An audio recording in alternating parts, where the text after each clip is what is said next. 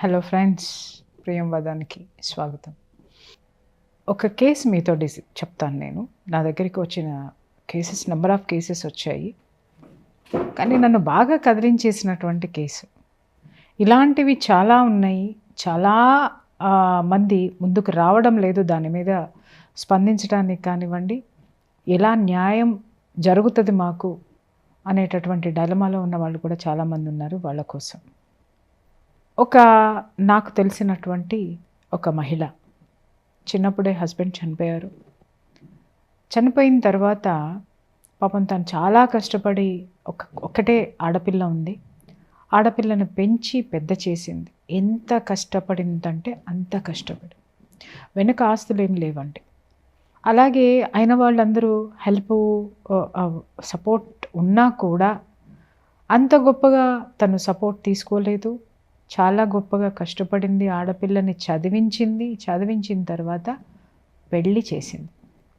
పెళ్లి చేసిన తర్వాత ఆడపిల్లని అత్తగారింటికి పంపించింది. అంతవరకు బాగానే ఉంది. పంపించిన తర్వాత ఎవరైనా సరే, ఏ ఆడపిల్లైనా పెళ్లి చేసుకుని అత్తగారింటికి వెళ్ళిన తర్వాత కొన్ని కళలు ఉంటాయి. బాగా చూసుకోవాలి, భర్తతో ఇట్లా ఉండాలి, అట్లా ఉండాలి, అంత అందంగా ఉండాలి, అంత ఆనందంగా ఉండాలి అని చెప్పేసాను. ఈమె పెళ్ళి చేసుకుని అత్తగారింటికి వెళ్ళింది. ఇంకొక విషయం ఏంటి అనంటే, అక్కడికి వెళ్ళిన తర్వాత ఆ ఇల్లు అంతా కూడా ఆమె ఎంటర్ అయిన తర్వాత ఎవరైనా కొత్త కోడలు వచ్చారు అనంటే ఆ ఇంట్లో కొంచెం సంతోషం, సంబరం అవన్నీ ఉంటాయి. అలాంటివన్నీ ఏం లేవు. చాలా సాదా సీదాగా ఏదో ఇదేంటి ఇంటి పక్కన తెలిసిన ఆవిడ వస్తే కనుక కూర్చోమన్నట్టుగా ఆమెని ఆ ఇంట్లోకి ఆహ్వానించటము. ఆ ఇంటికి వెళ్ళిన తర్వాత ఫస్ట్ వాళ్ళు పెట్టిన షరతు ఏంటంటే, నువ్వు ఖచ్చితంగా ఉద్యోగం చేయాలి, నీ సంపాదన నువ్వే సంపాదించుకోవాలి, నీ సంపాదన నువ్వే ఇది చేయాలి, నేను ₹1 అనేది నీకు ఇవ్వను, నిన్ను పోషించను అనేటటువంటిది సదరు ఆ భర్త ఆమెకు చెప్పినటువంటి విషయం. First shock. బాగుంది. She accepted.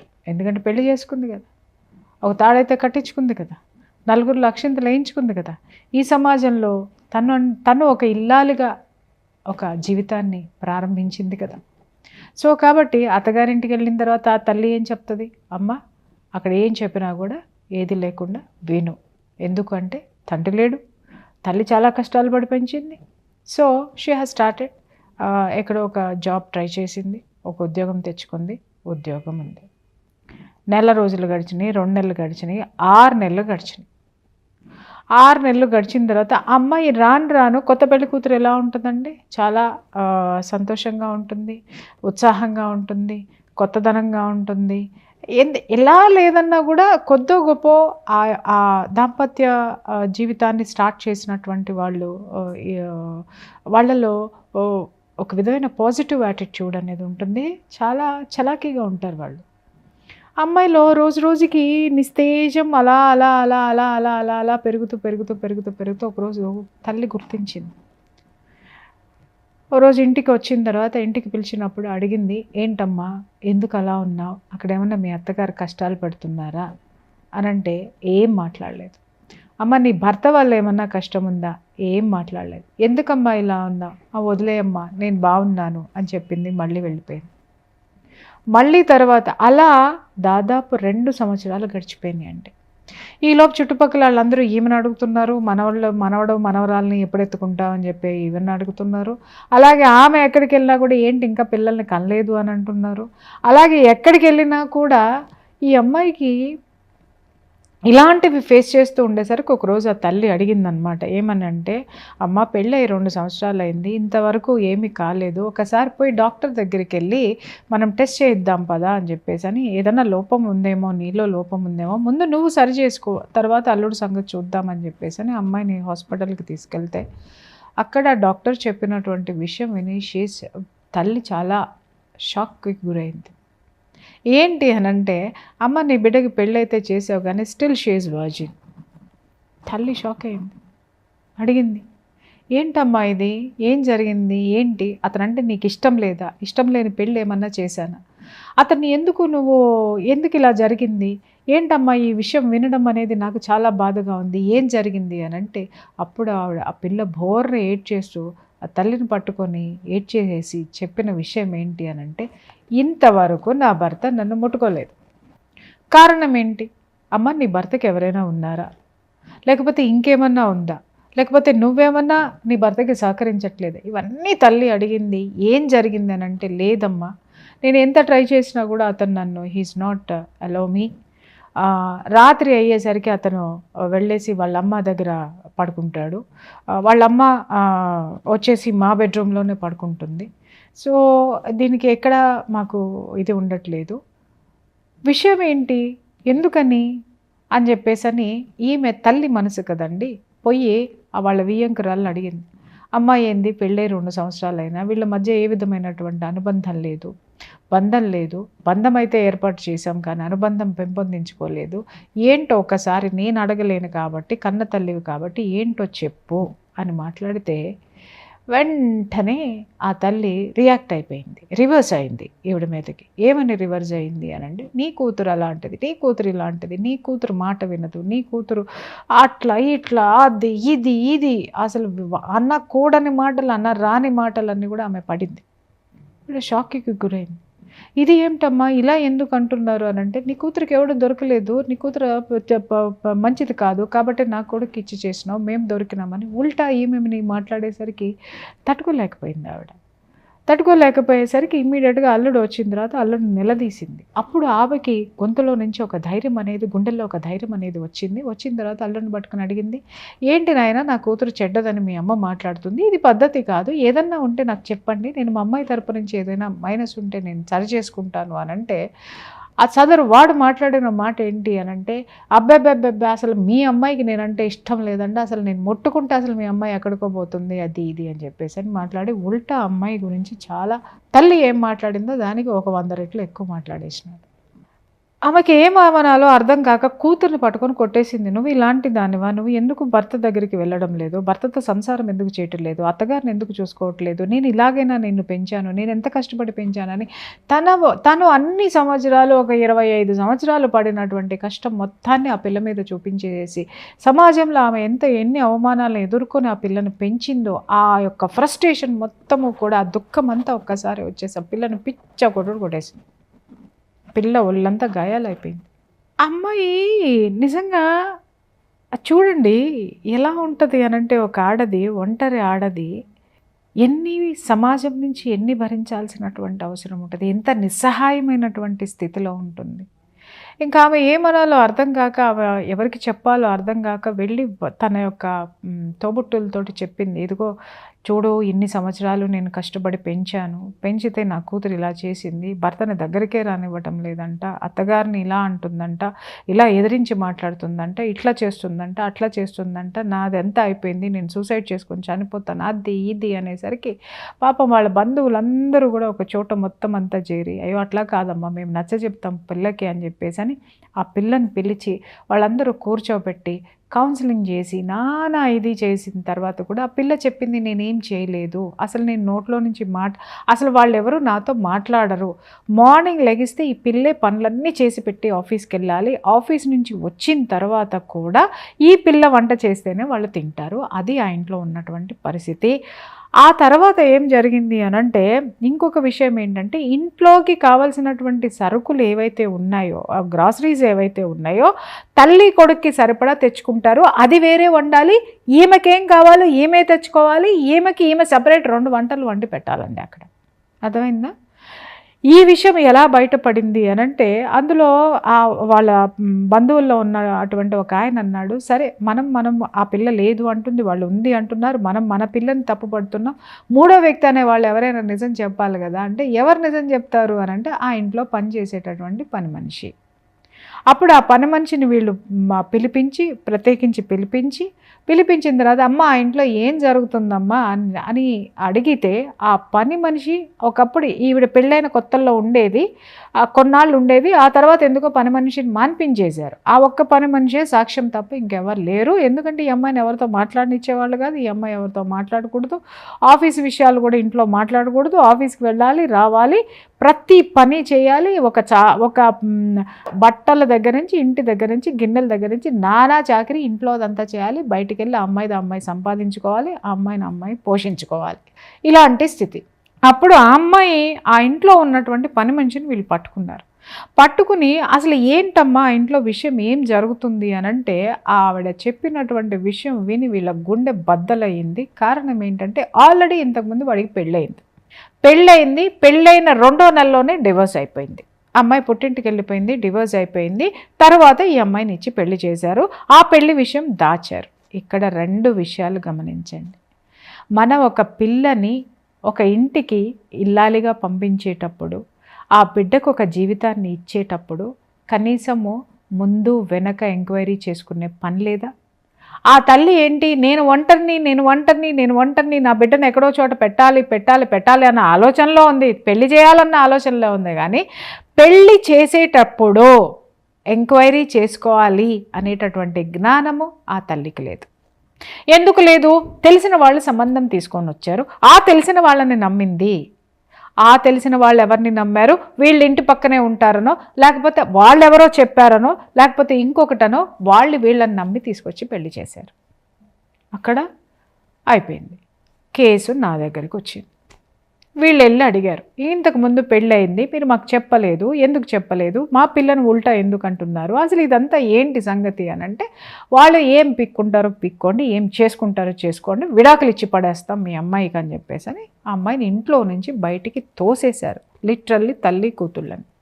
కేసు నా దగ్గరికి వచ్చింది. నా దగ్గరికి వచ్చిన తర్వాత నేను ఒక్కటే మాట్లాడాను, ఏంటి అని అంటే, నా కేసు మొత్తం విన్న తర్వాత నాకు కరెక్ట్గా పాయింట్ అనేది నాకు అర్థమవుతుంది, ఎక్కడ వీళ్ళ గుట్టు బయటికి లాగాలి అనేది. ఇమ్మీడియట్గా ఆ ఫస్ట్ సంబంధం ఏదైతే ఉందో, ఆ మొదటి సంబంధము డివోర్స్ అయిపోయినటువంటి వాళ్ళ కుటుంబాన్ని మాత్రం మీరు వెతికి అడ్రస్తో సహా పట్టుకొని వెళ్ళి వాళ్ళ దగ్గర నుంచి నాకు ఇదిగో ఈ డీటెయిల్స్ కావాలి, పట్టుకురండి అని చెప్పి నేను పంపించాను. అంటే వాళ్ళు ఆ ఇన్వెస్టిగేషన్ చేయటానికి సంబంధించినటువంటి లీగల్ సపోర్ట్ కూడా నేను వాళ్ళకి సపోర్ట్ చేయటం జరిగింది. వాళ్ళు అలా వెళ్ళారు, ఆ యొక్క సంబంధాన్ని వాళ్ళని పట్టుకున్న తర్వాత వాళ్ళు అడిగిన తర్వాత వీళ్ళ గుండె బద్దలయ్యింది. ఏంటి అని అంటే, వాళ్ళు ఎందుకు 2వ నెలలోనే డివోర్స్ తీసుకొని వచ్చారు అని అంటే, సదరు ఈ యొక్క పురుష పుంగవుడికి విషయం లేదు, ఇంపార్టెంట్, సంసారానికి పనికిరాడు. అది వాళ్ళ పెద్దవాళ్ళు నెక్స్ట్ మంత్ వెరీ సూన్, చాలా చిన్న షార్ట్ పీరియడ్లో వాళ్ళకి అర్థమైపోయింది. వాళ్ళ విషయం తెలుసుకున్నారు, డివోర్స్ తీసుకున్నారు, వెళ్ళిపోయారు. కాకపోతే ఏంటంటే వాళ్ళు కేసులు పెట్టడం కానీ, చీటింగ్ కేసులు కానీ ఇవన్నీ ఏం చేయలేదు. దరిద్రతోటి మాకెందుకు అనుకున్నారు, డివోర్స్ తీసుకున్నారు, వెళ్ళిపోయారు. ఆ పిల్లకి వేరే పెళ్లి చేసేసుకున్నారు. She's very happy. ఇప్పుడు సాక్ష్యానికి ఆ పిల్లని తీసుకురావడానికి అంగీకరించారు. విషయం అనేది తెలిసింది ఏంటంటే, వాడు వెధవ, ఎందుకు పనికిరాడు.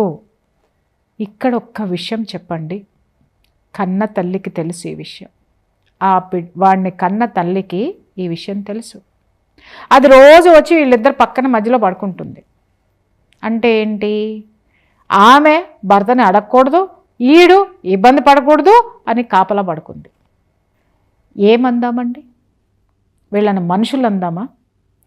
నీ బిడ్డ సరే, నీ బిడ్డలో ఒక లోపం ఉంది, ఆ లోపము ఉన్నప్పుడు లోపాన్ని సరిచేసే సిచ్యుయేషన్స్ ఉంటే సరిచేయి. ఇంకొక అమ్మ కన్న ఆడపిల్లని, 2 ఆడపిల్లల జీవితాలని నాశనం చేసింది కదా ఈ అమ్మ. చాలామంది నన్ను అంటూ ఉంటారు, ఈమె ఆడవాళ్ళకి వ్యతిరేకి, ఆడవాళ్ళని తిరిగి తిడతా ఉంటుంది, ఉల్టా తిడతా ఉంటుంది, ఇలా చేస్తుంది, అలా చేస్తుంది. నేను ఆడజాతి పక్షపాతిని, మీకు తెలుసా? ఎందుకంటే కరెక్ట్ చెయ్యాలి, కరెక్ట్గా ఉండాలి అనుకునేటటువంటి మెంటాలిటీ నాది. ఇవాళ మరి ఇలా మాట్లాడేవాళ్ళు ఇక్కడ చేసుకున్న 2 ఆడపిల్లల ఆడవాళ్ళు కాదా? అక్కడ భర్త పోయి 25 ఏళ్ళు, 26 ఏళ్ళు, 27 ఏళ్ళు నానా కష్టాలు పడి రూపాయి కూడబెట్టి కూలి పని చేసుకునో, ఇంకొకటి చేసుకోనో, కట్నం కూడబెట్టి కట్నం ఇచ్చి మరీ పెళ్లి చేసి వెధవని పెళ్లి చేసుకుని రోడ్డు మీద పడిపోయినటువంటి ఆడది కాదా? చెప్పండి, ఈ ఆడాళ్ళని ఏ చెప్పుతో కొట్టాలి? ఇలాంటి ఆడవాళ్ళ గురించి నేను మాట్లాడతాను తప్ప సంసారుల జోలికి, అన్యాయం అయిపోయే వాళ్ళ జోలికి నేను వెళ్ళనమ్మా. ఎందుకంటే నేను ఆడదాన్ని కాబట్టి. రైట్? ఏం చేయాలి ఆవిడ? ఏం చెయ్యాలి? విషయం విన్న తర్వాత గుండె బద్దలైపోయి ఆ తల్లి ఏడ్చిన ఏడుపండి ఇప్పటికీ ఏడుస్తూనే ఉంది స్టిల్. ఆ తర్వాత వాళ్ళు ఆ ఇంట్లో నుంచి ఆ పిల్లని తీసుకొని తను బయటకు వచ్చేసింది. బయటికి వచ్చేసిన తర్వాత డివోర్స్ కేసు వేయాలి. వాడి దగ్గర నుంచి చీటింగ్ కేసు వేయాలి, డివోర్స్ కేసు వేయాలి. వీళ్ళ దగ్గర ఒక్క ఆధారం కూడా లేదండి వాడి మీద కేసు వేయడానికి. తెలుసా మీకు? వాడు పెళ్లి చేసుకున్నది కాక ఈ బిడ్డకి ఏ రోజు తిండి పెట్టలేదు కాక దాంపత్య జీవితం లేదు. సరే, కనీసము ఆ పిల్ల ఒక్క మాట మాట్లాడిందండి. ఆ పెళ్లి చేసుకున్నటువంటి పిల్ల ఎవరైతే ఉందో భార్య, అతని వైఫ్, నా క్లయింట్ ఒక మాట మాట్లాడింది. ఆ పిల్ల మాట్లాడిన మాట చూస్తే ఒక తల్లిగా నా గుండె ఎంత బాధపడిందో నేను చెప్పలేను. ఆ పిల్ల ఏం మాట్లాడిందంటే, మేడం నా తల్లి ఎన్ని కష్టాలు పడిందో ఈ ప్రపంచంలో నేను చూశాను మేడం. నాకు ఆ దాంపత్య జీవితం నాకు అవసరం లేదు మేడం, దాని అంత ప్రయారిటీ నేను ఇవ్వలేదు మేడం. కానీ ఏ రోజు కూడా భర్త అంటే నువ్వు తిన్నావా అని అడిగిన పాపాన పోలేదు. జ్వరం వచ్చి పడుకోనుంటే కనీసం టాబ్లెట్ వేసిన పాపాన పోలేదు.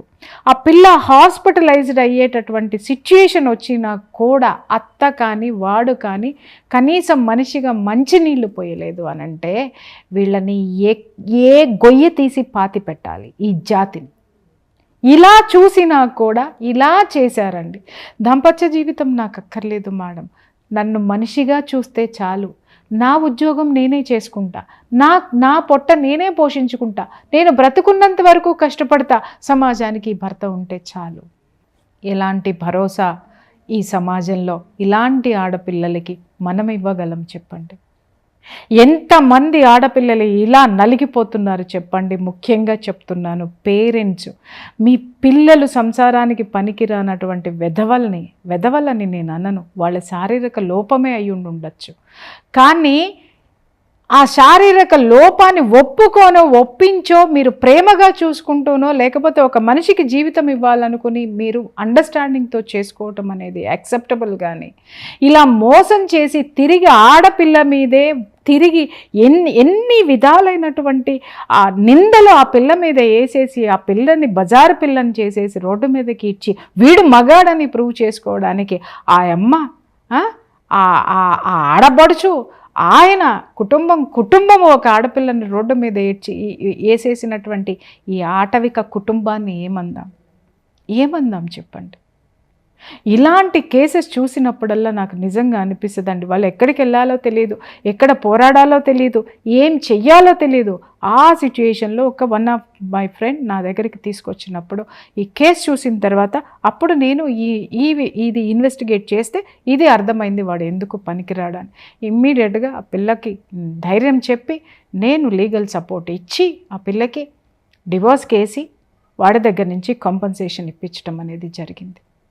దయచేసి నేను మీ అందరికీ చెప్తున్నాను, మగవాళ్ళ సపోర్ట్ లేదని తల్లులు, లేకపోతే కుటుంబం సరిలేదని ఆడపిల్లలు ఇలాంటి సిచ్యుయేషన్స్ వచ్చినప్పుడు ధైర్యంగా మీకంటూ ఒక లీగల్ సపోర్ట్ ఉంటుందనేది మీరు అర్థం చేసుకొని లీగల్ అవేర్నెస్ తోటి ఉండండి అమ్మ. లా గురించి తెలుసుకోండి. మనకి చట్టాలు ఏ విధంగా సహాయం చేస్తాయి, ఈ పరిస్థితుల్లో ఉన్నప్పుడు మనం ఎవరిని ఆశ్రయిస్తే మనకి న్యాయం జరుగుతుంది, ఎక్కడ మనకి కరెక్ట్ ఇది జరుగుతుంది, న్యాయం జరుగుతుంది, కరెక్ట్ ఇన్ఫర్మేషన్ దొరుకుతుంది, కరెక్ట్ సపోర్ట్ దొరుకుతుంది అనేటటువంటి ఇష్యూస్ను కూడా ఆడపిల్లలు ఆలోచించమని చెప్పేసి వన్స్ అగైన్ మీ అందరికీ కూడా హెచ్చరిస్తున్నాను. పెళ్లి సంబంధం ఆడపిల్ల ఉంది కదా వదిలించేసుకుందాం, ఇలాంటివి ఎన్నో ఉన్నాయండి. ఒకటైతే ఒక కేసు అయితే సొంత మామ భర్తకి లేదు, సొంత మామ నీతో సంసారం చేస్తాను రమ్మని చెప్పేసని అతి నీచంగా ఆ పిల్లని అవమానించాడు.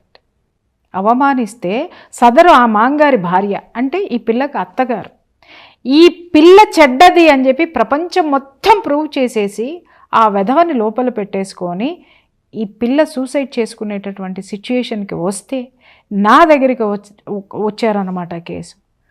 రోడ్డు మీదకి లాగి చట్టానికి అప్పచెప్పి వాళ్ళని ఆ పిల్లకి ఏం న్యాయం జరగాలో కోర్టు నుంచి ఆ న్యాయం జరిగేటట్టు చేయటం అనేది జరిగింది. చెప్పండి, ఎలాంటి సమాజంలో మనం బ్రతుకుతున్నాం? కనీసం పక్క వాళ్ళు కూడా హెల్ప్ చేసేటటువంటి సిచ్యుయేషన్ లేనప్పుడు, ఇంకా చెప్పాలంటే ఈ కేసులో పర్టికులర్గా నేను ఈ మామగారి కేసులో చెప్పినప్పుడైతే లాయర్లు అయితే మాత్రమో ఆమె కన్సల్ట్ అయినటువంటి లాయర్స్ అండి, ఎన్ని సంవత్సరాలు, కనీసం ఒక 2 సంవత్సరాలు వాళ్ళు భయంకరమైనటువంటి సిచ్యుయేషన్. ఆ లాయర్ కోర్టులో కేసు వేయడు, కోర్టుకి తీసుకొని వెళ్ళడు, ఏం జరుగుతుందో చెప్పడు, ఏ కేసు వేస్తున్నాడో చెప్పడు, కేసు ఏంటో విషయం చెప్పడు, ఏమీ తెలియదు. వాళ్ళు మాత్రం వీళ్ళని పోలీస్ స్టేషన్ చుట్టూ తిరుగుతున్నారు. వెధవ వాడు, తప్పు చేసింది వాళ్ళు, వీళ్ళ మీద ఉల్టా ఈ అమ్మాయి మీద దొంగతనం కేసులు కట్టి, ఈ అమ్మాయి మీద ఇంకేవో కట్టేసి ఈ అమ్మాయిని, ఈ పేరెంట్స్ని పోలీస్ స్టేషన్ల చుట్టూ తిప్పుతున్నారు. ఆ తిప్పడానికి ఈ లాయర్ని పిలిచి అడిగితే మొత్తం పేపర్స్ తీసుకురండి అమ్మ, మీరు అసలు ఎక్కడున్నారు, ఏం చేస్తున్నారు, ఏ లాయర్ని కాంటాక్ట్ అయ్యారని చెప్పి తీసుకొని చూస్తే ఆ లాయర్కి నిల్ నాలెడ్జ్. వాడు ఎప్పుడు కోర్టుకు పోడు, కేవలం బోర్డు ఒకటి పెట్టుకొని కూర్చొని ఇలా మోసం చేసేటటువంటి వాళ్ళు ఎంతమంది ఉన్నారో తెలుసా? సరైనటువంటి న్యాయపరమైనటువంటి సపోర్టు లేక కూడా ఆడపిల్లలు రోడ్డు మీద పడుతున్నారు. కాబట్టి ఆడపిల్లలకి చెప్తున్నాను, మీరు ఎలాంటి సిచ్యుయేషన్లో ఉన్నారో, ఎక్కడికి వెళ్తున్నారో ఒక్కసారి అవగాహనతోటి చూసుకొని 1కి 4 సార్లు ఆలోచించి కరెక్ట్ మనుషుల దగ్గర నుంచి సమాచారం తీసుకొని, సలహా తీసుకొని ముందుకు అడుగు వేయండి. ఖచ్చితంగా చట్టం కానీ న్యాయస్థానం కానీ మీకు న్యాయం చేయడానికి ఎప్పుడు సిద్ధంగా ఉన్నాయి. ఎప్పుడూ కూడా ఒంటరితనమనో, సమాజం మనకేమీ చెయ్యదనో వెనకడుగేయకండి. నేను ఒక్కటే చెప్తున్నాను, ముందడుగు వేయండి, పోరాడండి. పోరాడి ఓడిపోయినా సరే పర్వాలేదు, కానీ ఓడిపోతామని వెనకేయకండి. ముందుకు అడుగు వేయండి. గెలిచిన వాళ్ళే ఉన్నారు తప్ప ఓడిన వాళ్ళు ఎవరు లేరండి. అందరికీ నేను చెప్తున్నాను, పెళ్ళి చేయటం ఒక్కటే ధ్యేయం కాదు. చేసేటటువంటి పెళ్ళి చేసుకునేటటువంటి వాడు సమర్థుడా కాదా, మోసకారా, లేకపోతే వాడిలో హ్యుమానిటీ ఉందా లేదా, దయచేసి ఇవన్నీ కూడా ఆ చుట్టూ ఉన్నటువంటి పరిస్థితులను 1కి 4 సార్లు మీరు ఎంక్వైరీ చేసుకున్న తర్వాత పిల్లని వాళ్ళకి ఇవ్వడం అనేది చేయండి. ఇకపోతే ఇలాంటి కేసెస్ వచ్చినప్పుడు ఏ విషయంలోనూ మీరు వెనకడుగు వేయకుండా కరెక్ట్గా లీగల్గా అప్రోచ్ అవ్వండి. ఖచ్చితంగా మీకు న్యాయం అనేది జరుగుతుంది. Thank you so much.